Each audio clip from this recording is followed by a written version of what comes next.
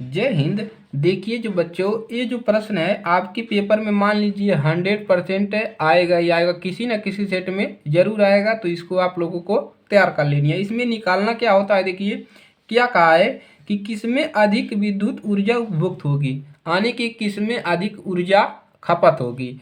क्या कह रहा है, देखिए पहला 250 वाट का टीवी सेट है जो 1 घंटे तक चलाया जाता है, यानी कि एक टीवी है 250 वाट का, उसको 1 घंटे हम चला रहे हैं। और कह रहा है अथवा 120 वाट का विद्युत हीटर है, मतलब जिससे आप तापते हैं ठंडियों में, वो हीटर है जिसको 10 मिनट के लिए चलाया जाता है। तो किसमें अधिक ऊर्जा, यानी कि किसमें अधिक ऊर्जा लगेगी, तो यही आपको निकालना है। तो चलिए इसको आसान तरीके से निकालते हैं, कोई दिक्कत नहीं होगी।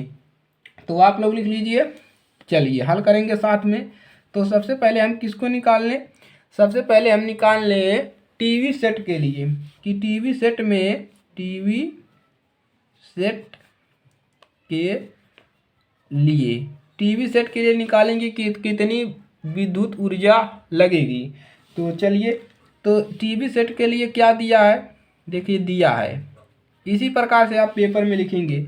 दिया है टीवी सेट की शक्ति, दिया है टीवी सेट की शक्ति कितना दिया है, शक्ति पी, शक्ति को पी से दिखाते हैं 250 वाट दिया। कितना दिया है, 250 वाट।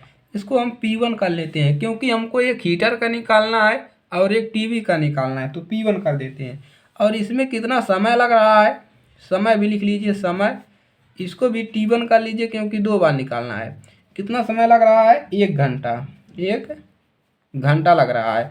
अब चलिए, अब हमको निकालना है उपभुक्त ऊर्जा। तो लिखेंगे इसलिए टीवी सेट द्वारा, टीवी सेट द्वारा उपभुक्त ऊर्जा, उपभुक्त ऊर्जा, ऊर्जा को हम किससे दिखाते हैं, ई से। ई बराबर क्या होता है, पी गुणे टी, यही होता है। ई बराबर क्या होता है, पी गुणे टी। ये फार्मूला याद रख लीजिए, इसी पे आपका लगेगा। तो हमको 2 बार निकालना है, तो इसको E1 P1 और इसको क्या माने हैं T1, तो 1 कर देंगे। अब इस पर मान रख दीजिए।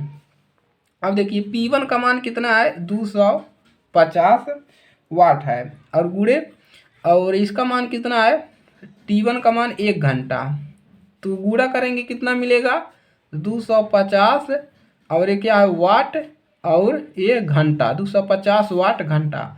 E1 का मान कितना मिल गया, 250 वाट घंटा, यानी कि टीवी सेट में कितना घंटा लग रहा है, खपत हो रहा है 250 वाट घंटा लग रहा है। अब देखिए, अब हम निकालेंगे इसी प्रकार विद्युत हीटर के लिए निकालेंगे। तो लिखेंगे इसी प्रकार, सबको समझ में आ रहा है ना। चलिए, इस प्रकार, इसी प्रकार विद्युत हीटर के लिए, विद्युत हीटर, हीटर के लिए, विद्युत हीटर के लिए इसमें देखिए क्या दिया है, इसमें दिया है आपका, दिया है हीटर की शक्ति, लिख लीजिए हीटर की शक्ति, हीटर की शक्ति इसमें दिया है, इसको P2 मान लीजिए। कितना दिया है, 120 वाट दिया, 120 वाट। और इसमें कितना समय लग रहा है, समय लग रहा है T2 मान लीजिए, कितना लग रहा है, 10 मिनट, मिनट लग रहा है, 10 मिनट लग रहा है। अब हम इसको, हमको घंटा में बदलना है, क्योंकि हमारा जो ऊर्जा निकलेगी वो वाट हावर में, हावर्स में निकलेगी, घंटा में। तो क्या करेंगे, 10 मिनट लग रहा है, तो हम इसमें क्या करेंगे, 60 से गुणा कर देंगे। तो लिखेंगे 10, और यहाँ पर क्या लिखेंगे, देखिए यहाँ पर 10 गुणे, घंटा में चेंज करना है, तो हम क्या करेंगे, 60 से भागा लगा देंगे, तो ये हो जाएगा हावर्स, एच हो जाएगा, यानी कि घंटा हो जाएगा। अब देखिए हमको क्या निकालना है, आप फार्मूला लगाइए कि हीटर द्वारा उपभुक्त ऊर्जा। तो यहाँ पर हम डायरेक्ट लगाएंगे, इसलिए यहाँ पर लिखेंगे, इसलिए E2 बराबर क्या आ जाएगा, P2 गुणे T2। अब P2 का मान कितना है, 120 वाट, और गुणे, और T2 का मान कितना है, देखिए कितना है, 10/60 ही, 10/60 ही आया है, 10/60 इतना मिल गया। अब देखिए ये कैंसिल हो जाएगा। देखिए 60 एकन्नम और 60 दूना 120, कितना आ गया यहाँ पर 2 आ गया। अब 2 का गुणा 10 में करेंगे कितना मिलेगा, तब यहाँ से E2 बराबर मिल जाएगा 2 गुणे 10, यानी कि E2 बराबर कितना मिल जाएगा, 10 दूना 20 वाट घंटा। E2 का मान कितना मिल गया, 20 वाट घंटा।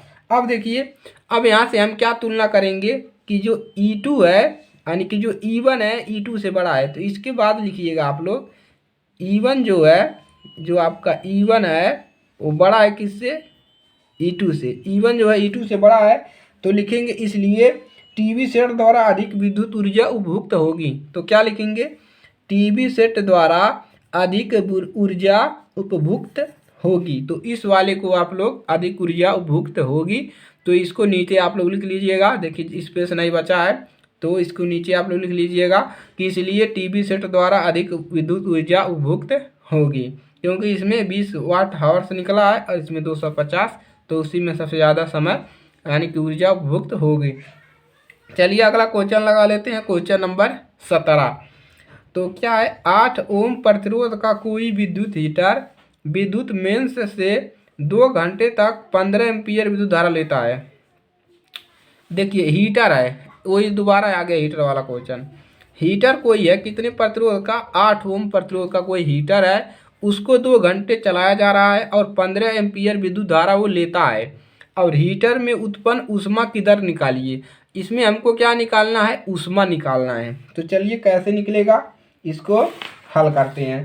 तो लिखिए, चलिए सबसे पहले क्या लिखेंगे, दिया है, क्या लिखेंगे, दिया है, क्या दिया है, हीटर का प्रतिरोध दिया है। देखिए लिखा है हीटर का प्रतिरोध है, प्रतिरोध है, हीटर का प्रतिरोध कितना दिया है, R बराबर 8 ओम, 8 ओम दिया है। हीटर द्वारा विद्युत धारा ली गई, विद्युत धारा हीटर द्वारा कितनी विद्युत धारा लिया जा रहा है, तो लिखेंगे हीटर द्वारा ली गई विद्युत धारा, ली गई विद्युत धारा, कितना विद्युत धारा ले रहा है, आई बराबर कितना होता है, देखिए 15 एम्पीयर धारा ले रहा है। और देखिए, और समय कितना ले रहा है हीटर द्वारा, समय टी कितना ले रहा है, 2 घंटा, 2 घंटे। अब हम इसको क्या करना है, अब हमको इसको निकालने के लिए हमको इसको समय में यानी कि सेकंड में चेंज करना पड़ेगा। तो लिखेंगे 2 घंटा में कितना मिनट होगा, एक घंटा में 60 मिनट, तो 2 गुणे 60 इतना कर देंगे, सेकंड में चेंज हो जाएगा, सेकंड। अब सभी का गुणा कर लीजिए, 6 दूना 12, 12 6 72, तो 7200 कितना हो गया, सेकंड 7200 सेकंड आ गया क्या आपका समय।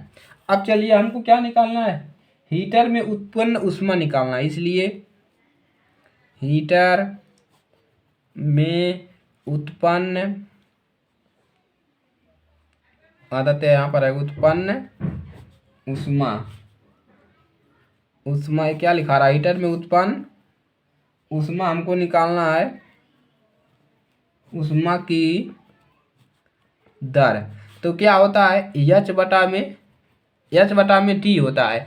अब H बराबर क्या होता है, देखिए हमने आपको बताया था H बराबर होता है I² RT, ये फार्मूला होता है H बराबर I² RT, तो इसको आप लोग याद रखिएगा। अब उसको हम यहीं पर लिखेंगे, H बराबर क्या होता है, I² RT, और नीचे कितना है आपका T है, तो T से कैंसिल हो गया। अब देखिए I क्या बचा, I² R बचा। अब मान रखेंगे I का मान कितना है, देखिए 15 का स्क्वायर हो जाएगा, I का मान 15 है और 15 का स्क्वायर गुणे R का मान कितना है, 8 है। अब देखिए 15 का स्क्वायर कितना मिलेगा, 225 गुणे 8, दोनों का गुणा कर देंगे आपस में कितना आ जाएगा, 1800 वाट। तो हमको क्या मिल गया, हीटर में उत्पन्न ऊष्मा की दर कितना मिल गया, 1800 वाट मिल गया। तो इस प्रकार से प्रश्नों को आप लोग लगा लीजिएगा, और ये दोनों क्वेश्चन बहुत ही ज़्यादा महत्वपूर्ण है, ये समझ लीजिए 100% पेपर में आने का चांस है इन दोनों प्रश्नों का। तो इसको आप लोग ज़्यादा से ज़्यादा प्रैक्टिस कीजिएगा। दोनों प्रश्न एकदम आसान है, कोई दिक्कत नहीं है, थोड़ी सी समझने की इसमें बात है, तो आप लोग कर ले जाओगे, कोई दिक्कत नहीं होगा। पेपर में सेम इसी प्रकार से करिएगा, दिया है लिख करके, ताकि आपका एक भी नंबर न कटे। तो चलिए कैलकुलेशन अच्छे से करिएगा। चलिए, तो आज के लिए सिर्फ इतना ही, और इस वीडियो को ज़्यादा से ज़्यादा शेयर करिएगा अपने फ्रेंड सर्किल में, ताकि हर एक बच्चे की मदद हो सके। और देखिए, आपके क्वेश्चन जो है यहीं से बनने वाले हैं, क्योंकि आपको अध्याय बारे में ज़्यादा टॉपिक दिया नहीं है, हटा दिया है। तो इस चैप्टर को आप लोग ज़्यादा ध्यान दीजिएगा। चलिए, इसी के साथ अगर आप चैनल पर नए हैं तो चैनल को सब्सक्राइब कर लीजिए। चलिए, मिलेंगे नेक्स्ट क्लास में, अपनी तैयारियां करते रहिए। और ये आपका चैप्टर जो है 11 समाप्त हो गया है। अब हम आगे 13 नंबर चैप्टर स्टार्ट करेंगे, जो आपका 13 का हटा दिया गया है। 12 नंबर चैप्टर हम स्टार्ट करेंगे। चलिए, मिलेंगे नेक्स्ट क्लास में।